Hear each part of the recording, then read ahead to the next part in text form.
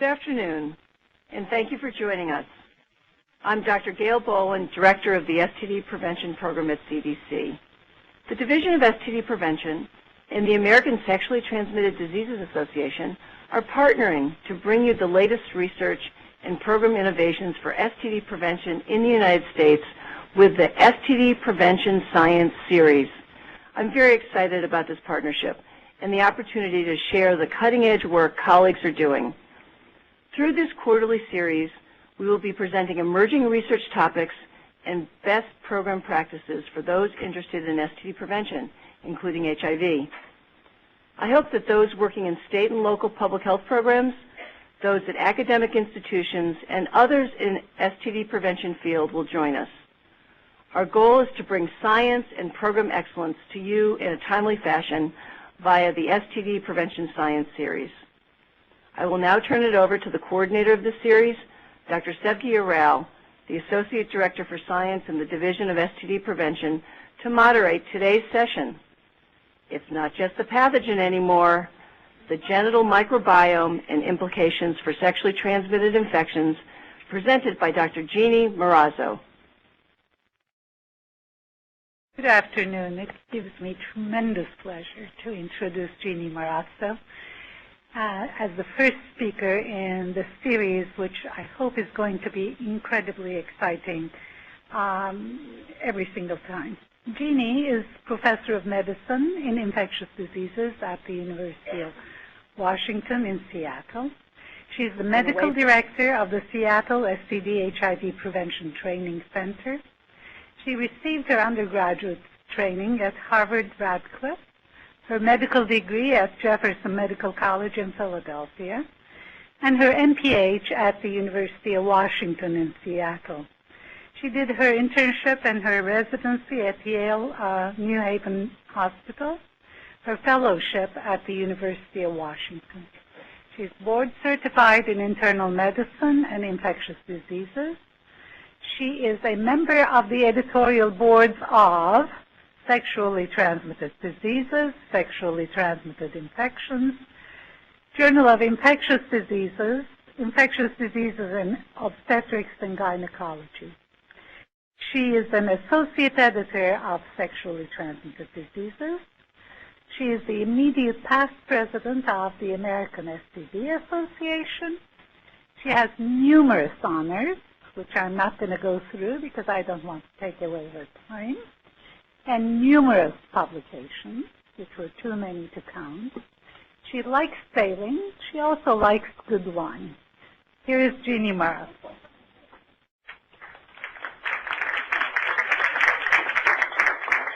Steffi, thank you. I knew I could count on you to give a true insight into my character. So I want to thank you for that, and I want to thank Gail in absentia for that lovely introduction. It's really exciting to start off this series. I'm extremely excited to be here and very happy to have this turnout, both here and online. I don't know if it went away, but up there were 126 people listening in online, which is pretty cool for our first effort. And I hope you've had a chance to take a look at my images while Sevgi was talking. I love this photo on the left, which a friend of mine who knows my obsession about all things vaginal took for me not too long ago. She found these suppositories in some antique store. And it was a product that was made in 1919, and they were called Madame Dean's Vaginal Suppositories Contain Ingredients of Unquestionable Merit. And in 1919, a box cost 50 cents. And I think, to me, that speaks to a measure of how desperate women probably were, even then, to get their vaginal complaints addressed. And I guess the question I would pose is, are we really in a different era today when you look at 2012? And I'll tell you what that picture is going to be in a little bit. And I would say we are better off in many ways. When it really comes to the reality of women's vaginal health, I'm not quite sure that we have made immense strides. So let's go ahead and sort of talk about what that is.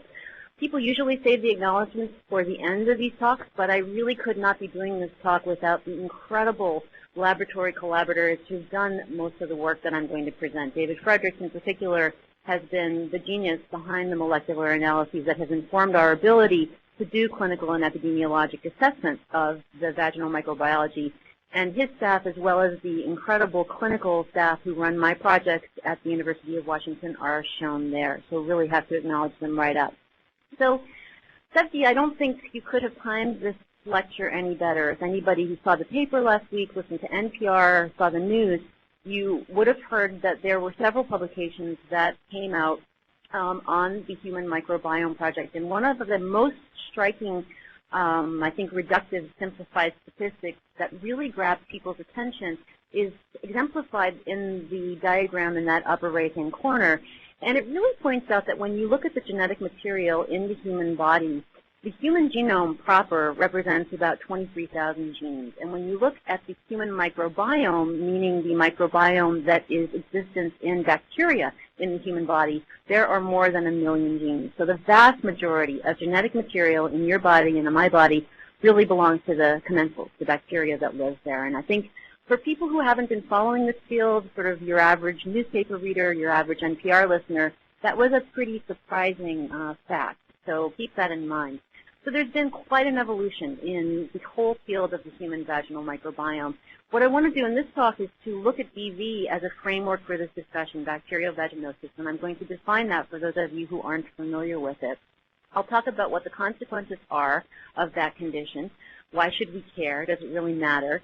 And then I'll talk about the implications of the microbiome approach, specifically for BV, with relationship to the pathogenesis of the national history and the role of sexual behaviors. We are in the STD division, so I think it's important to think about how it relates to our work as we look at STD-related syndromes and pathogenesis of STD infections.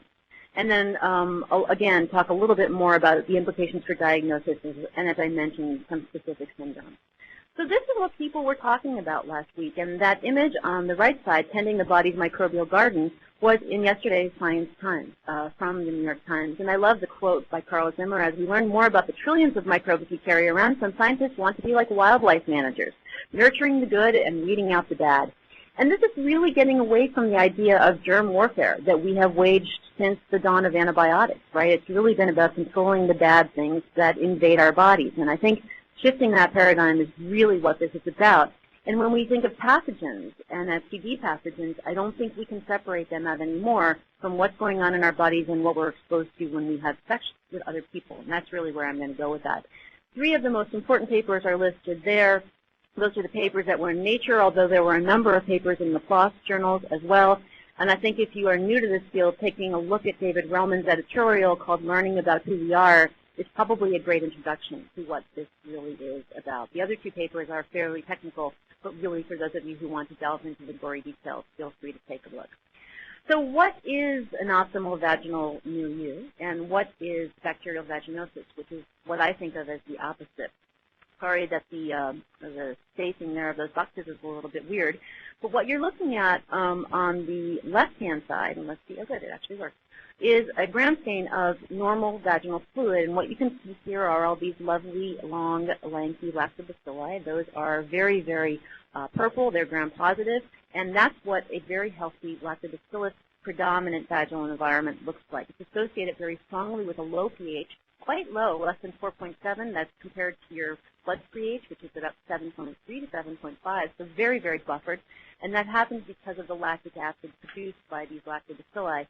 And this is sort of a prototypical Nugent score of 0. We use a Nugent scale to measure what the lactobacillus, i.e. healthy predominance, is relative to this situation, which is frank BV, in which you've really lost all those lactobacilli. As you can see, the morphotypes that represent them are now gone, and instead you've got a lot of pink and purple dots, some gram-negative, positive rods, but nothing that looks like lactose. And that's really the anaerobic predominance that characterizes BV. We can also use the AMPA criteria, which are clinical criteria, to define BV, and they're defined by abnormal pH, abnormal discharge, abnormal odor, and then clue cells, which I'll show you in a second, on vaginal microscopy. So for a long time, we've known that BV represents a profound loss of hydrogen peroxide-producing lactose, primarily L. cisplatus and L. ginsenii, and an overgrowth of these commensal anaerobes, but really that's all we knew and that's all we thought about. But in the intervening, probably last 10 years, we started to define this as a very immune dysregulated state. There's a lot of disruption of normal cytokines, which are listed there, which I won't go into, but you also lose some things that are very important for defenses against superinfection with STD-related pathogens. So, for example, SLITI, or secretory leukocyte protease inhibitor, very strongly protective against HIV, has a lot of virucidal activity, and really is a very important innate defensive, really almost disappears when you have BV. So the clinical and epidemiologic feature is probably familiar to many clinicians who are listening in. On the upper left is the classic discharge, and on the upper right is just a reminder that the amine odor is a byproduct of these amines being metabolized. And that fishy smell that people smell when they have BV really represents just the metabolism of these anaerobes and the volatile amines that they actually produce.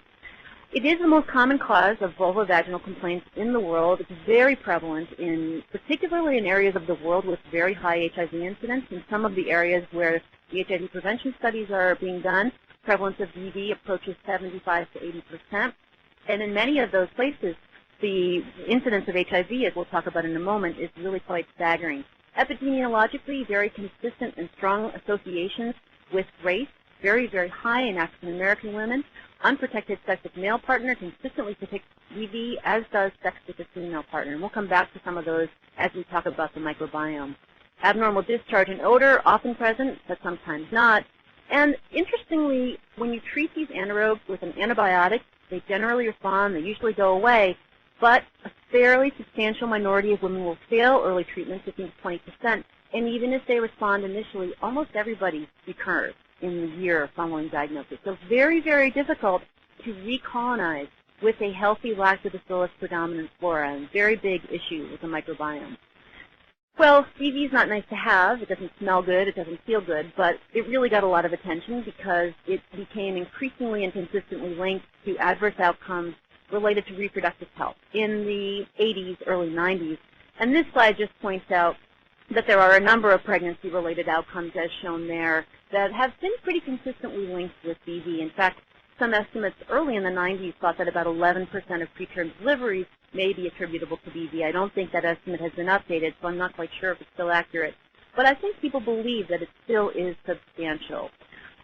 Infection with other STDs, some very nice prospective work, particularly by the Baltimore group, has shown that having abnormal vaginal flora is an independent predictor of subsequent likelihood of establishment of gonorrhea, chlamydia, trich, HSV, and HPV. And then I want to talk a little bit about HIV transmission because I want to engage those of you who are skeptical about BV and its importance and who really maybe only care or preferentially care more about HIV early on. So let's talk about that. What happened? Very nice meta-analysis by Julius Ashili looking at BV and HIV acquisition, published a couple of years ago, and looked at a number of pretty good studies, a number by Taha and a couple of other folks, largely in Africa, looking at the relative risk of HIV acquisition after a BV diagnosis. Now, it's a complicated thing, as we'll hear about later, because BV comes and goes. It's a dynamic situation, so you have to view, I think, these studies somewhat, carefully. Nonetheless, the weight of the evidence suggests that there is a consistent increase in risk in these analyses with an overall estimate of 1.61 for the relative risk. It may not sound like much, but when you look at the prevalence of BV, as I mentioned, being about 70%, and the incidence of HIV being very high, the population attributable risk for BV has been estimated around 20 or 25% when you're looking at HIV acquisition in some of these countries. Some of the thoughts about why that might be are shown there.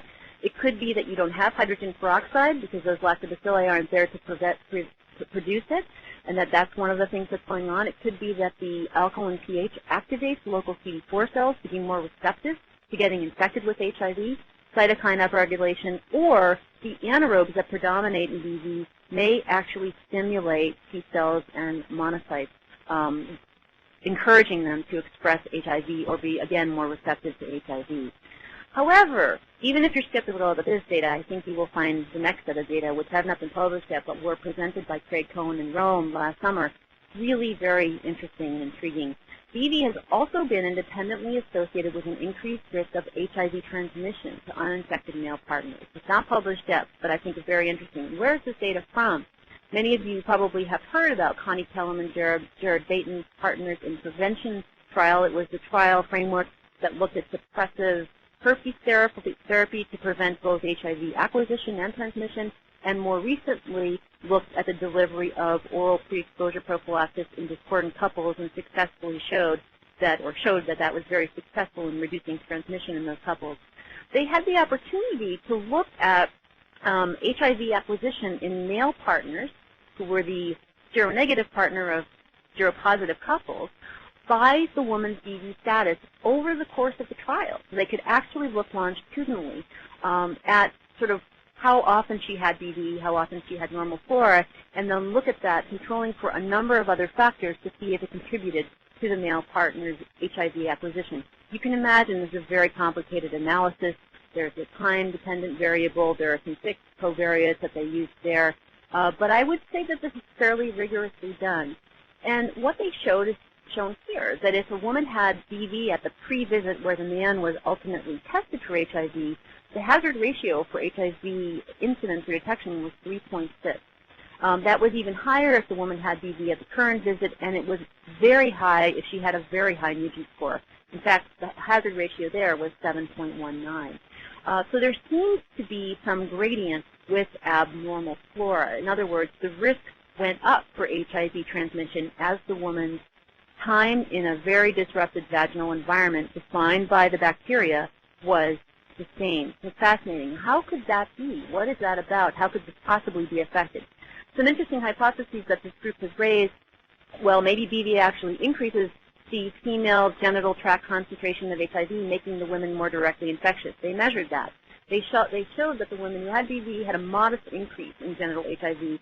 It's probably not enough to really explain the marked increase in some of those hazard ratios that I showed you. Could BV increase the proportion of infectious HIV? We know the lactobacilli and their products directly kill HIV. Maybe, we don't know. Or could BV indirectly increase HIV susceptibility in a male partner? And because this is a microbiome-focused talk, I want to just point out that people have shown, using some of these cultivation-independent methods I'm going to talk about, that female and male genital microbiota are shared. So could the BV bug actually be stimulating Langerhans cells and CD4 cells in the male? Whether they're a circumcised male or an uncircumcised male, could that be partly making the environment more receptive? Could the BV bug be establishing colonization/infection? I don't know that that's what we're talking about in these men. These are all areas that are under investigation, but very robust, biologically plausible findings with a gradient by abnormality of vaginal flora. So let's take a step back now that I've hopefully piqued your interest about some intriguing, perhaps, parts of BV and talk about the microbiology. What is the microbiome? What are we doing? We've known for a long time, as I mentioned, that using traditional cultivation approaches that a spectrum of anaerobes, as I said, characterize BV.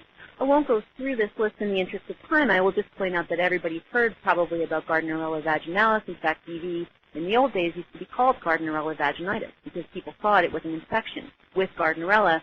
And if you biopsy the epithelium of the vagina in women with BV and you stain specifically for Gardnerella, as is done in that upper picture, you can find an incredibly thick adherent biofilm that's packed with Gardnerella in many women with BV. So it's heavily represented in biofilms associated with BV, and it's also universal. You find it all the time in women with BV. The problem is with Gardnerella is that you also find it in women who don't have BV. It's a colonizer present in about 35 to 50%. Same thing with some of the other bacteria that are discussed there.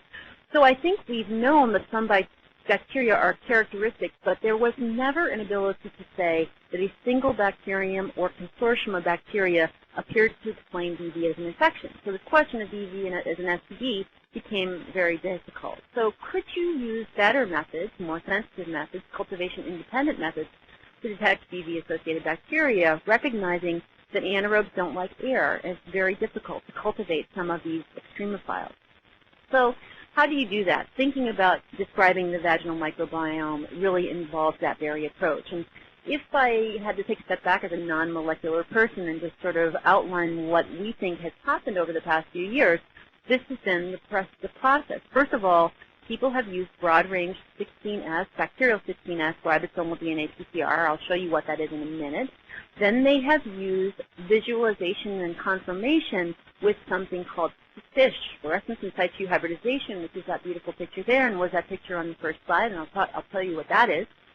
Once you've done that, you can design specific PCR assays to go after the bacteria that were defined or at least highlighted in that early broad-range survey, and then you can design quantitative PCRs to figure out exactly how many of them are there and when they're there. That's very exciting, and it got us very far, but we're now going even further with more intensive abilities to more quickly characterize the diversity, and pyrosequencing is sort of the next step, which I will mention very briefly. So don't freak out if you're not a molecular person. I'm not either. This is sort of my very basic description of 16S ribosomal RNA, but people should at least know what it is. It's basically a gene that's present in all bacteria. It codes for a small subunit of ribosomal RNA that you have to have for protein synthesis. You can't be a bacteria and not have this gene. The gene is very useful, though, because it has conserved regions, shown here in black, that are the same across all bacteria. So you can basically use those regions as little magnets to fish out bacteria. You won't know who they are specifically, but you'll get a bunch of them. You can then go in and use these variable sequences, which are shown in white there, to specifically figure out who is there individually. So what individual bacteria species are there. And that was really the first attempt to clarify what was going on in the vagina. And these next two slides are about the result of about 4 years of work on my colleague David's part. These were women that we enrolled in studies back in the late 90s and early 2000s, and this was our New England Journal paper that described the first attempt to really define, using the broad-range approach, who was present in women with and without BV. We hypothesized that using these approaches that we would find a lot of these BV bugs in women who didn't have BV. That didn't turn out to be the case. These are a number of women, 13 women, who did not have BV, and these are the results basically of the analysis looking at that broad range. And what you can see, and I won't go into what the number of clones means, you can just sort of take it as a representation of the community members in these women. But you can see on the left-hand side that the vast majority of bacteria were represented by two Lactobacillus species, Lactobacillus crispatus, we weren't surprised about that, and Lactobacillus inners, which we were somewhat surprised about. We knew that inners was around. We didn't know what it does. We still don't know what it does, but it's around a lot. Nonetheless, we found only 16 species, which was a little bit paltry, we thought, and there were only 3 species per subject. So a remarkably homogeneous, kind of uninteresting, I would say, environment in women who did not have BV.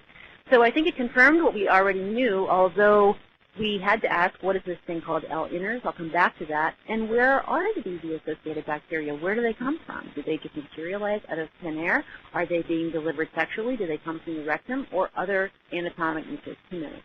What about when we looked at women with BV? This is what we found, a very different picture. Hard to fit all the bacteria on the slide here. There were 20 women with BV, and David and his colleagues' team identified 46 species with an average of 14 species per subject. So a very rich environment. You can see the Gardnerella on the left-hand side very well represented, and then a number of other old friends there that you may have heard about, including Adapobium, Leptotrichia megaspira, etc.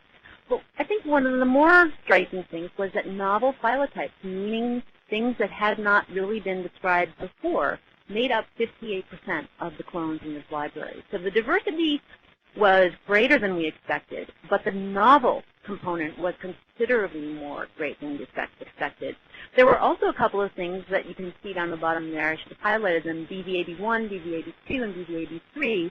These were bugs that were common in these women, but had never been speciated or sequenced before. So we were very interested in those bacteria, and David, in fact, developed those fluorescent in situ micrographs that I mentioned, and what they do, or what they represent, is the attachment of these labeled probes targeting specific bacterial ribosomal RNA. So in this slide, you're taking a smear of vaginal fluid.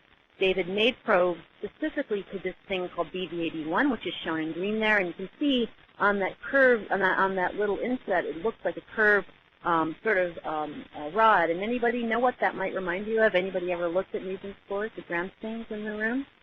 Looks a lot like Mobilunkus, actually, which has been described as a player in BV for a long time. It turned out not to be Mobilunkus, but to probably be confused with it on gram stain, interestingly enough. And then there were a couple of other things, BV82 in red there, and you'll see a few more. This is basically a high-tech clue cell. So it's a vaginal epithelial cell. Clue cell is what you see on a scaling microscopy. It's anaerobe, it's basically bacteria coating the clue cell. And you can see here that using these probes, you basically show the epithelial cell completely coated by BVAB1 and BVAB2. Interestingly enough, these bacteria are most closely related to bugs that live in the GI tract, particularly in rumens, so cows and bovine animals. And if you look sort of when this was starting out, most of this work had actually been done in animal husbandry and veterinary medicine, because clearly keeping the GI tract healthy in cows is economically a lot more important. Well, I won't go there, but you know where I'm going. And then BVAB2, we could find absolutely no close family affiliates. And then BVAB3 we just liked very much because of this really cool shape. It looked like a little wasp waist. And first, when we saw this, we thought that it actually might have been sporulating because it was a very close relative of the Clostridiales, or Clostridia bugs, which you may know from Clostridia perfringens, Clostridia sordelii, and a bunch of other things. And I'm going to show you some really interesting data to say that this bacteria, when present in BV, is strongly associated with cervicitis and cervical inflammation. So we're getting into this thing where does a dysbiosis that is represented by something like BV, could that actually represent something that's abnormal enough, disruptive enough, to start looking like some of the syndromes that overlap with our traditional STD pathways? And that's really, I think, a fascinating area for further discussion. Now, I'm not going to take you through the pyrosequencing approach, but trust me, what happens in this very exciting and interesting area is that you start out with that broad range approach that I mentioned. You use the 16S ribosomal RNA gene to, again, suck out those bacteria like a little magnet. You then put fusion primers on there, and you end up doing this specific PCR on this bead that allows for individual deposition of the beads in this plate. And then they are synthesized. It's really quite an amazing, I'm sure David would be mortified at my reductive description of that, but it's an amazing tool that allows you to get incredible amplification at incredibly specific levels, and it gives you just an unbelievable array of data. In fact, it gives you so much data that the major challenge is the informatics component of it. The reason that this particular paper, which should be coming out very soon, took so long, is that we had to work, David's team had to work very closely with the bioinformatics and molecular bacteria people at the University of Washington and the Hutch to try to figure out what the heck to do with all this data and how to classify it. So they basically had to develop a classification pipeline that would take advantage of all this molecular sequencing data. What do you find when you apply this even more sensitive and crazy descriptive methods to these samples? You find even more. You find even more bacteria. You find even more unusual bacteria. And again, it's sort of just another example of the more you look, the more you find, and it's not really clear where it's going to end. The other thing that it allows you to do is some very, very novel assessments of the communities by various parameters. So this is just one example of what you can do. In this slide, each of the horizontal lines here, so each of this, for example, is an individual subject. And when you look over here in this vertical column, you're looking at the Ansel criteria score. In red, it means that this woman had BV by Ansel criteria, and means BV was present by Nugent criteria if it's red, and green is neither was present depending on the column there. And what you can see here is that these women really have, as we would expect with BV, tons of diversity. And these are all the bacteria that are included here. Quite a bit of them are other. And women without BV have these clusters that are really dominated by Lactobacillus and Lactobacillus crispatus. Not surprising. You see a lot of Lactobacillus inners. In particular, you see Lactobacillus inners in these people who are intermediate between BV and abnormal flora, suggesting that what may happen in this critical time is that there may be a vacuum, that you lose the good lactobacilli, Lactobacillus inners moves in or moves out, and then it's really taken over by all these crazy anaerobes. The other thing I would say is that even within BV, though, you start to see specific little clusters. So these women clearly are different than this woman, these women down here. This one is dominated by Senecio leptotrichia species. These are dominated by Gardnerella. So you get the sense that not all BV is the same. And I think when you take a step back and realize that not all BV is symptomatic, not all BV causes abnormal outcomes of pregnancy, not all BV causes many things, you have to wonder, could this partly be defined by the specific microbiome? Clearly the host has got to be a player, but I think this kind of analysis ultimately is going to be a fingerprint for us to look at sequelae going forward. So you could imagine a study that would look at adverse outcomes of pregnancy that would prospectively look at the impact of careful characterization of the microbiome on whether or not adverse outcomes of pregnancy occur. This can get even more wild, and I will spare you the details, but I just want you to show what you can do. This is a heat map that shows correlations of these bacteria that David and his team generated. And you can see that the same bacteria are pretty much represented right next to each other, and what you're looking at here is whether they occur together. And not surprisingly, the lactobacilli are correlated with each other, as are the BV-associated bacteria. You would expect that. But among the BV-associated bacteria, there are also subgroups with strong positive correlations. And this again speaks, I think, to this argument that there may be communities that occur together and maybe are synergistic in affecting some of these adverse outcomes. Now, we're not the only folks who have sort of delved into this and tried to classify. Jacques Ravel's group at the University of Maryland has published some work really looking at vaginal community state types, dominated, as I note here, by a number of specific bacteria, and generated very similar kinds of visual tools to tell you what's represented by various measures. So, for example, in the C panel here, they've actually categorized things by Nugent score. So this is sort of the BV axis, if you want to call it that, and this is the normal Nugent score, so the women down here are more likely to have BV. So everybody, I think, is using informatics in a very novel way to look at incredibly complicated populations. Do these results have anything meaningful for us right now as diagnosticians and clinicians? Well, certainly many companies think they do. They're very excited about results like this. Remember, I told you that Gardnerella vaginalis, very nonspecific for BV, present in almost all women with BV, but also present in about 35% of women without. In contrast, if you look at bacteria like BV-AB1, 2, or 3, as I mentioned, or Megaspira or BV-AB2, you can use those assays to get incredibly specific predictors of BV. So take a look at the Megaspira or BV-AB2.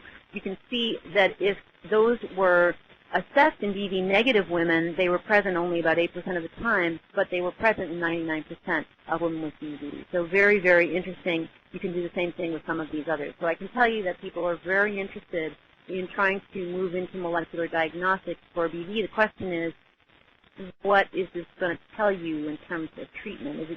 Should we go there? Does this really mean that you're targeting the bacteria that are important for the adverse outcomes, whether it's symptoms or sequelae? And I think we just really don't know. Now, what about the natural history and pathogenesis? The next 3 slides, I don't want you to freak out. They're very busy. I will walk you through them. But this is a complicated topic, and there's no way to sugarcoat it. You just sort of have to look at this over time. Because one thing I haven't introduced in the discussion yet is the temporal axis, and that's where it really gets crazy. And I also want to just remind you of this plastic triangle, which those of you who are infectious disease oriented will remember. When I teach medical students and residents often, when we're trying to figure out what's going on with the patient, I often put this up. And I say, well, let's talk about the host. Where do they come from, and what pathogens can cause a compatible clinical syndrome? Can we use this framework for BV? I don't know, not so much. Again, this is a traditional pathogen-focused model for disease, and if we're really thinking about shifting our mindset to more of a dysbiosis and a kind of community situation, we may need to rethink this. Okay, so this is the scary slide. So let me just tell you what you're looking at here. These are data that Sujatha Srinivasan in Data's lab published last year, I think, or maybe the year before. And what David and Sujatha and our group did was to follow women.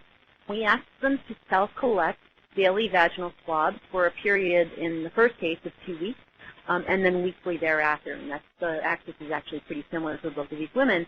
And we validated this as a very good measure for performance of the quantitative PCR assays. And now I'm moving you into that third step, beyond FISH, beyond broad range, to quantitative PCR assessment. So now you're getting a sense of how many people, or how many, sorry, I split into anthropomorphication because I like the bacteria so much, how many bacteria were actually present in the vagina at a given time. So these women, very importantly, never had BV during the entire time, and we know that because we had gram stains on them for every day, and you can see their Nugent score was 0 throughout. So here's participant A.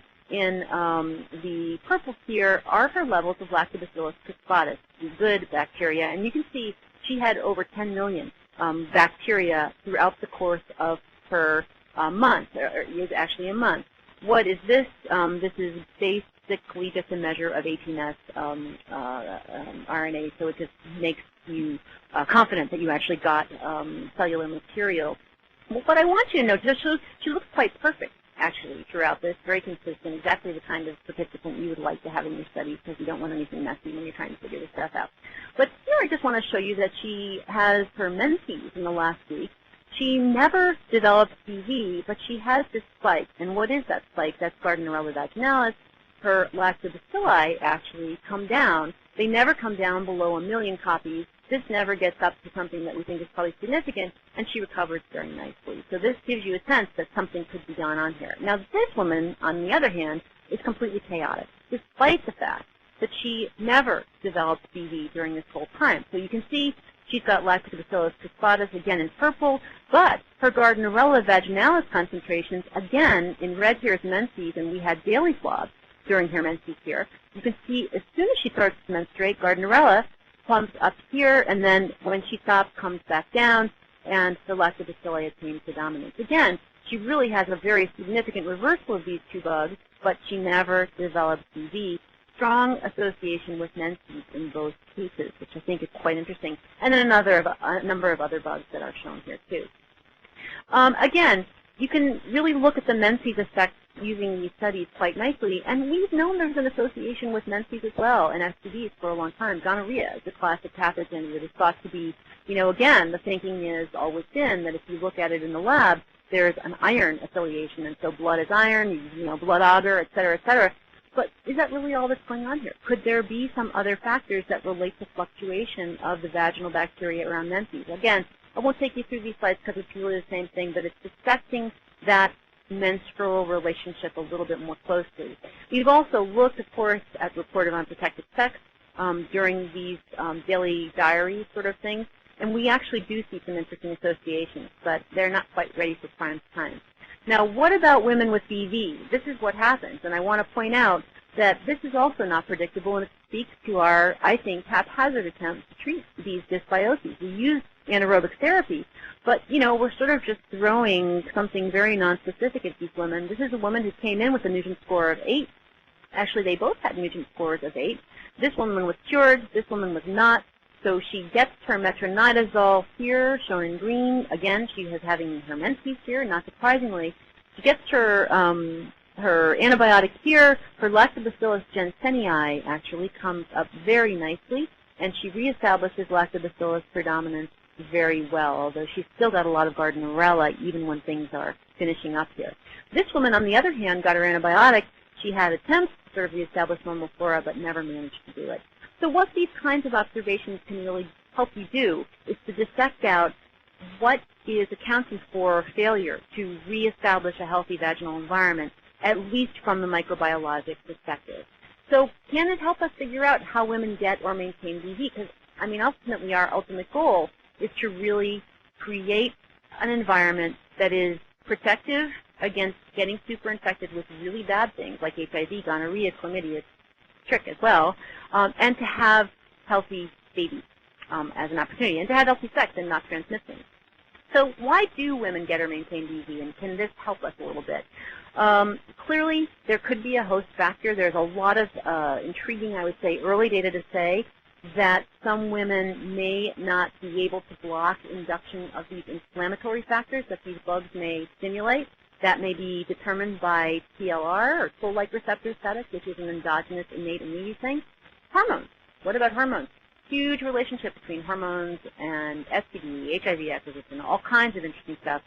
Clearly, something's going on in the perimenstrual period that also could relate to hormonal status. It may not just be the blood that's actually nourishing the bacteria you're changing. Maybe it's the premenstrual shift in local hormones. It's actually stimulating some of these effects. We don't know. Menses independent of hormones, and then the biofilm hypothesis. The biofilm research is the other major frontier that I think as STD people we need to sort of start thinking about, because biofilms clearly are impenetrable for antibiotics, particularly oral antibiotics, and are a great focus of persistent infections, for catheter-related infections, but probably also for BV.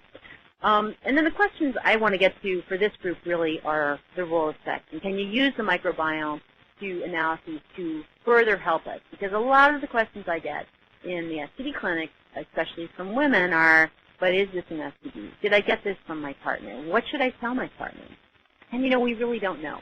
We know that unprotected sexual activity is well described as a risk for BV in prospective studies. Condom use has been associated with reduced recurrence. In a study in Peru, James Webster showed very early that if you use condoms more frequently, or your partner does, you're more likely to sustain normal flora over time. And then there's the circumcision data, which I think is fascinating. So if you look at the Rakai trial of circumcision, that's one of the 3 trials that showed circumcision prevented HIV acquisition in men, they studied women whose partners were circumcised in that study, and they followed them over a year, and they related their incidence of BV at 1 year, their incidence of trick, to whether the men had been randomized to the circumcision arm or to the deferred circumcision arm. What do they find? The incidence of BV was actually reduced remarkably, about 40%. Wide confidence intervals, but pretty robust, I think, with this group in particular. Trichomoniasis as well, although not quite as significantly, but it was significant. So what happened? Actually, they studied the anaerobic microbiome of the penis in these men pre- and post-circumcision. And what they showed was that post-circumcision, again, it's common sense, but nobody had ever really shown it before, was that there was considerably less anaerobic diversity, and that makes sense. If you don't have the foreskin, you don't have the subepithelial area, which is probably relatively hypoxic compared to the surface skin. It's a very different mucosal environment.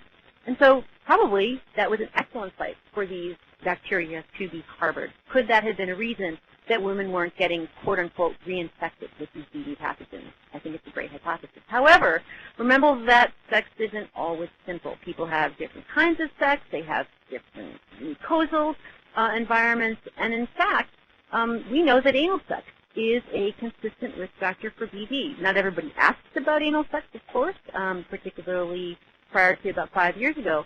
But almost everybody who's asked about the anal behaviors in studies that have looked at BV have shown a relationship.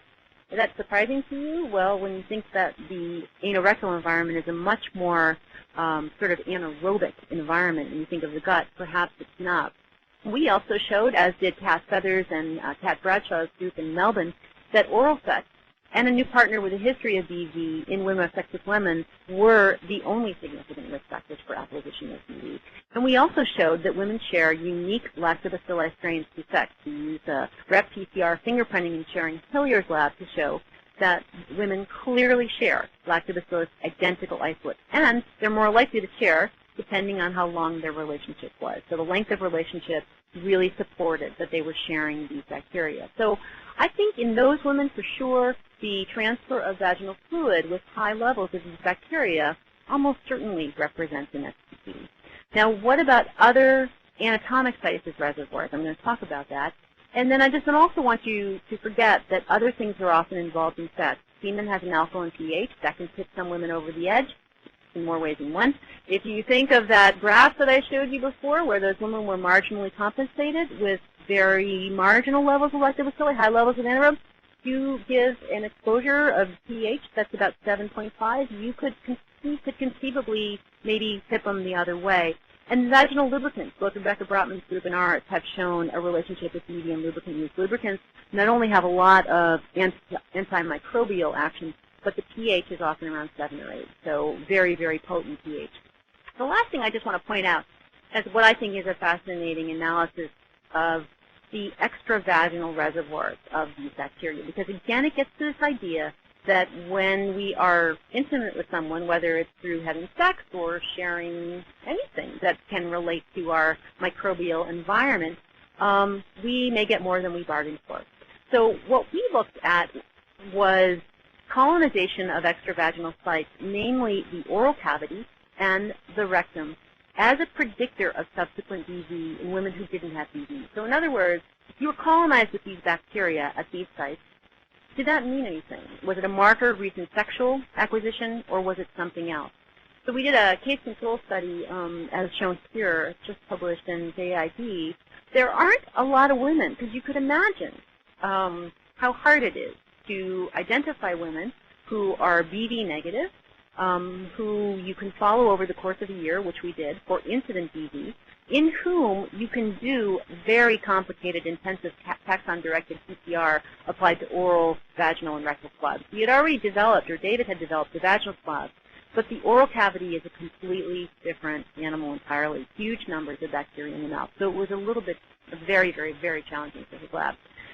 What did we find? Sorry that these tables are a little bit small, but I'll show you basically what this means. These are data for what we found in the mouth. When you apply Gardnerella vaginalis in PCR form to the mouth of women who subsequently developed BV, at their baseline visit when they were BV negative, they all had Gardnerella in the mouth, which we thought was quite interesting, 15 of the 15.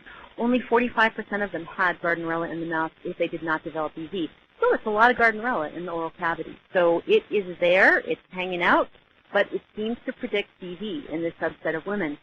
I think also fascinating, although not quite as significant, is that we found Lactobacillus crispatus in the mouth, and it was more present, more likely to be present in the women who did not develop BV. So kind of interesting. There was a direct association with BV development, not only when you looked at it qualitatively, but also when you looked at it quantitatively. So when you look at the qPCR over here, these are the levels of Gardnerella in the mouth of the cases, and these are the levels in the controls. And you can see them. Some of the controls had a good number, but a majority of the controls had absolutely no Gardnerella vaginalis detected. So I think that's really interesting. When you look at the anus, essentially you see a very similar pattern, although you find more bugs. 15 or 100% of the people who went on to develop BV had Gardnerella vaginalis in the anus. So perhaps that's not as surprising to you. It's just maybe a marker. But remember, these women didn't have BV when this was detected. There had to be some transfer or inoculation, would be my guess. And Lactobacillus crispatus, as has been shown by others, us and Sharon Hillier's group previously, was protected, if you want to put it that way. That's a little bit too causal. But it was associated with a reduced risk of getting BV. And then you saw a couple of other bacteria that I mentioned before, Bacteria BV82, Lepto, and Sneakia, as being directly associated. So what does this mean? It could mean a couple of things. We think it could be that people were concomitantly inoculated sexually by these bacteria at multiple sites. So they got it in the anus, either through vaginal sex or anal sex. They got it in the mouth through oral sex, who knows? Or it could mean that these are people who cannot control these bacteria at mucosal sites. So you can't control it in the vagina, you can't control it in the mouth, you can't control it in the rectum, because that's your host immunity. We really have absolutely no idea. The obvious question is, can you get the partners of these folks in, and can you relate detection of these bacteria to exposure and acquisition and then incident BV? And those are the studies that we're starting to do now. So very, very interesting. So I would say that evidence that BV is sexually transmitted is insufficiently conclusive, but the weight of the evidence is supportive, and it really depends. Depends on what you're doing and who you're doing it with. I do think that the vaginal microbiome may in part be defined by the types of sexual exposure to partners, genital or oral communities. I didn't show you this, but we have very interesting data, and Kat Brodshaw's group just has published recently in PLOS One data to say that the microbiome of women who have sex exclusively with women is probably different than those who have sex with men. And I can come back and talk about that some other time. I think that dysbiosis basically, and dysbiosis again, is defined as a disruption of what's an optimal microbiologic milieu for use. May involve an exchange, then maintenance of bacterial communities. And the last data slide I want to show is something that Laura Sakuro and David's group is presenting right now, I think at the American Society of Microbiology. I'm not sure if it's over. It may have been last weekend. And this is where I think it really gets interesting when you're thinking about the etiology of syndrome that we are concerned about with STDs. So urethritis, cervicitis, endometritis, pelvic inflammatory disease.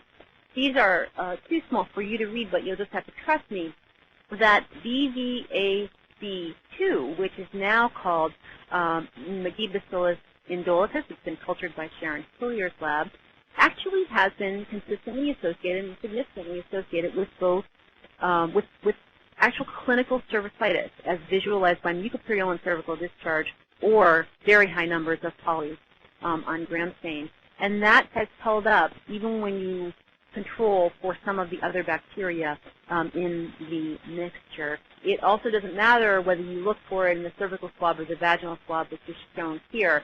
So what this says is that there may be communities that are associated with pro-inflammatory potential that could be presenting as some of these syndromes. And what does that say for our approach to syndromic management, which we always don't think works very well? We also know that when you use very specific pathogen-directed PCR, such as Charlotte Gatus has done and others, to syndromes, you still end up with almost half of the pathogens, quote-unquote, unidentified. So if you apply all the known PCRs for all the known pathogens to somebody with cervicitis, or a bunch of them with cervicitis in our clinic, you will not find an etiology enough to have. And that's where I think we have to shift our thinking a little bit and think about what really is causing some of these issues that we're seeing. So moving forward, there was really a fun, I would say this was fun, but I thought it was really fun. We had a great workshop that Carolyn Deal and Joanne Schulte at NIH sponsored at the end of 2008. And we summarized that in the STD paper for those of you who really want to know the details, where we talked about the research gaps. And I think you probably have intimated what a lot of them are just from this talk. We need to use consistent definitions. I think we need to look at symptoms carefully, really try to understand whether women with symptoms are different than those without symptoms. We need to have consistent definitions for what cure is and timelines, and that's all laid out in this paper. I don't think we're going to be able to get around the complexities of time. So we do need to do frequent sampling. This is a very dynamic, very responsive system, like our bodies generally are. I mean, think about the gut. And I think we need to do that with inclusion of sensitive and specific behavioral data. And this is where the metadata idea comes in. You'll hear people talk about this term metadata. Metadata is that scary slide that I showed you, but then think about good behavioral measurements about what people are doing on top of that microbiome measurement. So not only what you did in terms of sex, but maybe what you did in terms of diet. You know, because clearly what you eat probably affects, obviously it affects what's in your rectum. Does that also affect what's in your vagina? It could easily do that. So that's really the idea of integrating studies of behavior and microbiology and then thinking about the role of host immunity. So I think it's a perfect paradigm for intensive cross-disciplinary approach. People really need to be open. I think they need to think about bringing the best methods of measuring each of these parameters to this. I can tell you, having sat in the room with some molecular biologists who are trying to study the behaviors that are involved here, they need us, and we need them very badly. And I don't mean that in any kind of pejorative way. It's just that we all come from very different perspectives, and it's a really great example, I think, of what we need to do. New product development, I think clearly we need better treatment modalities. That's a whole separate talk. So I think there are some answers, but we're left with the fact that BV is a syndrome associated with the acquisition of complex vaginal communities, includes many uncultivated species. I think that the heterogeneity of those communities could explain some of the differences that I talked about, but we don't know, and we need to think about some of the other factors. We can't neglect to study the host. This association with HIV transmission as well as acquisition, I think, is fascinating. Could you look at periodic presumptive therapy or some maintenance of normal vaginal flora to modulate that risk? Studies are underway. And I think I'll stop there and take questions, and again acknowledge not only David's team, but also Jared and Craig, who provided the slides summarizing the partners intervention. Thank you.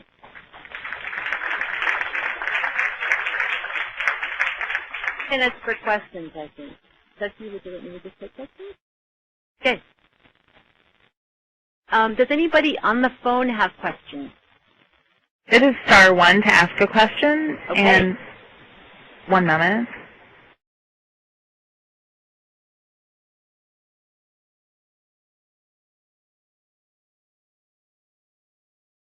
Oh, we're waiting. Is anybody in the room? I'll interrupt the person in the room when you come on. But anybody in the room have a question? Comment? Stunned you all with those scary slides. Trust me, they are scary.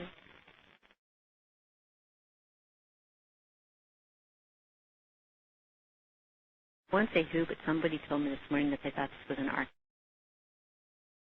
I promised that I would try to persuade them that it was an arcade. It's complicated. I think they meant it as a compliment.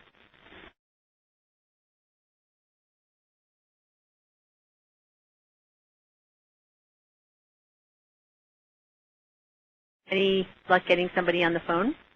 At this time, there are no questions. Oh, sad. Very sad. Anybody else in the audience? Anybody think it's interesting and crazy?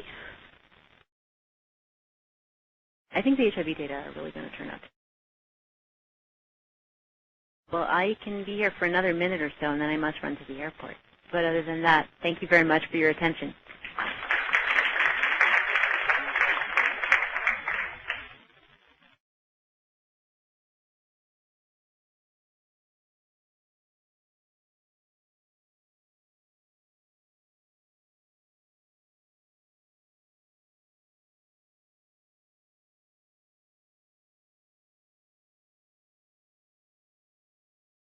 This does conclude today's conference. Thank you for attending. You may disconnect at this time.